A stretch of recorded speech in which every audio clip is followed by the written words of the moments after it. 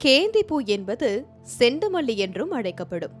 மஞ்சள், ஆரஞ்சு மற்றும் 2 நிறங்களில் வளரும் பூக்கள் வீட்டு அலங்காரத்திற்கும் சுப நிகழ்ச்சியின் போதும் அலங்காரங்களுக்கு பயன்படுத்தப்படுகிறது. மணல் கலந்த களிமண் நிலத்தில் நன்கு வளரும் கேந்திப்பூ சாகுபடி விவசாயிகளுக்கு கணிசமான வருமானத்தை ஈட்டி தருகிறது. தென்காசி மாவட்டம் ஆலங்குளம் மற்றும் கீழப்பாவூர் பகுதிகளில் காய்கனி சாகுபடியைப் போல மல்லி, பிச்சு, கேந்தி மலர் சாகுபடியும் அதிக அளவில் அறுவடை செய்யப்பட்டு கீழப்பாவூர், சிவகாமிபுரம் மற்றும் சங்கரன்கோவில் சந்தைகளுக்கு கொண்டு செல்லப்பட்டு விற்பனை செய்யப்படுகிறது. வழக்கமாக கேந்தி பூக்களின் விலை கிலோ ஒன்றிற்கு 50 ரூபாய்க்கு விற்பனை செய்யப்படுவதோடு ஓணம், பொங்கல் போன்ற பண்டிகைகளின் போது 100 ரூபாய்க்கும் அதிகமாக விலை போவதாக கூறப்படுகிறது.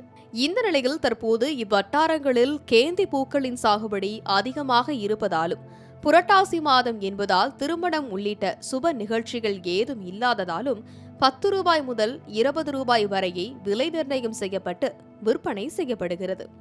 2 கூலி ஆள்கள் அதிகபட்சமாக 50 கிலோ வரையே பூக்கள் பறிக்க முடிகின்ற நிலையில் அவர்களுக்கு கூலியாக மட்டுமே தலா 500 ரூபாய் வழங்குவதாகவும், ஆனால் சந்தைகளுக்கு கொண்டுவரப்படும் 50 கிலோ கேந்தி பூக்களுக்கு 500 ரூபாய் மட்டுமே கிடைப்பதால் விவசாயிகள் கவலையடைந்துள்ளனர்.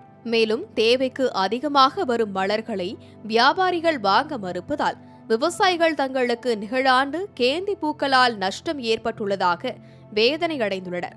இதனையடுத்து பூக்கள் சரியான விலை போகாததாலும் வாங்க ஆள் இல்லாததாலும் விவசாயிகளிடமிருந்து கேந்தி பூக்களை வாங்கிய வியாபாரிகள் மூட்டை மூட்டையாக ஆட்டோக்கள் மூலம் சிவகாமிபுரம் ஊருக்கு வெளியே உள்ள சாலை ஓரமாக கொட்டி செல்கின்றனர். விலை குறைவான காலங்களில் பூக்களை சேகரித்து வைக்க குளிர்பதன கிடங்கு மற்றும் சென்ட் தொழிற்சாலை அமைக்கப்படும் என ஒவ்வொரு தேர்தலின் போதும் இப்பகுதியில் வேட்பாளர்கள் வாக்குறுதி அளிப்பதுண்டு.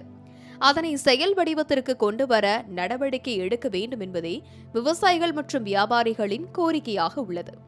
மாலை முரசு தொலைக்காட்சி செய்திகளுக்காக ஆலங்குளம் செய்தியாளர் சுந்தர் சிங்குடன் நந்தகுமார்.